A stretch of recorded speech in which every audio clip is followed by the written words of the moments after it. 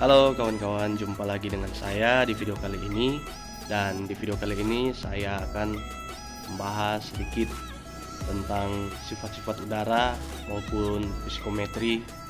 Nah, kenapa saya membahas tentang udara dan psikometri? Tentunya ini sangat berhubungan dengan perkuliahan saya, yaitu teknik pendingin. Nah, bagaimana videonya? Kita simak sebagai berikut.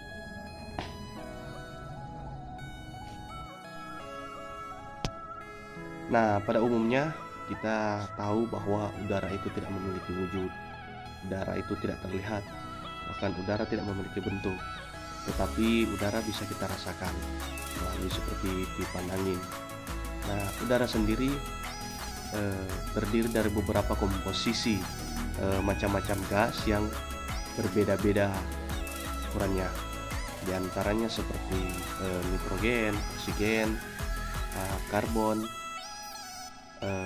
karbon dioksida maksudnya, argon, ada neon, helium, metana, dan juga krypton.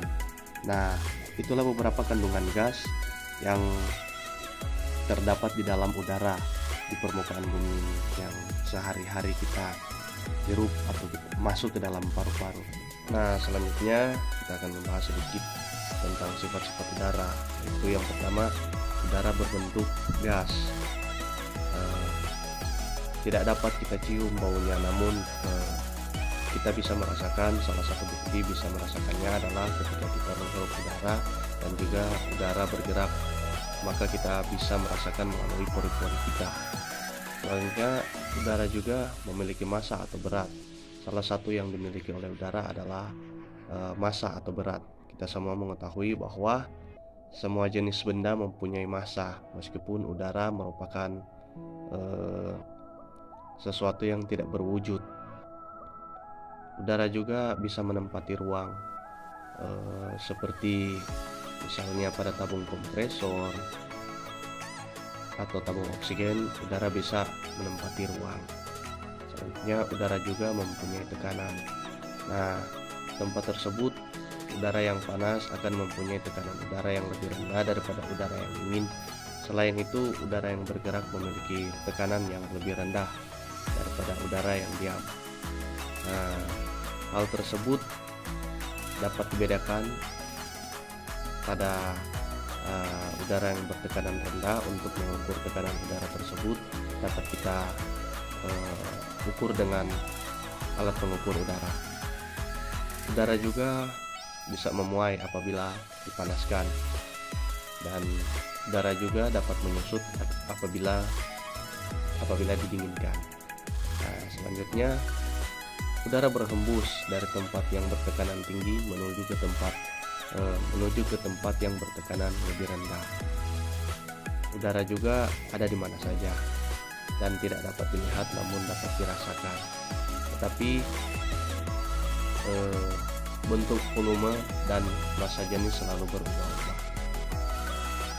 Itulah sifat-sifat dari udara. Nah, itulah komposisi udara yang beraneka ragam elemen.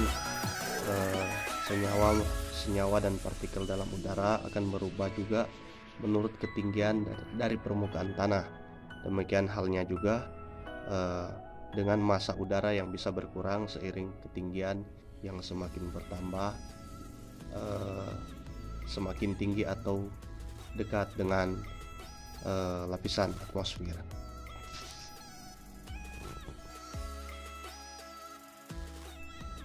Nah, selanjutnya saya akan menyentil dari psikometri, yaitu merupakan suatu bahasan tentang sifat-sifat campuran udara dengan uap air. Nah, hal ini mempunyai arti sangat penting dalam kondisi udara, karena udara pada atmosfer merupakan pencampuran udara antara udara dan uap air.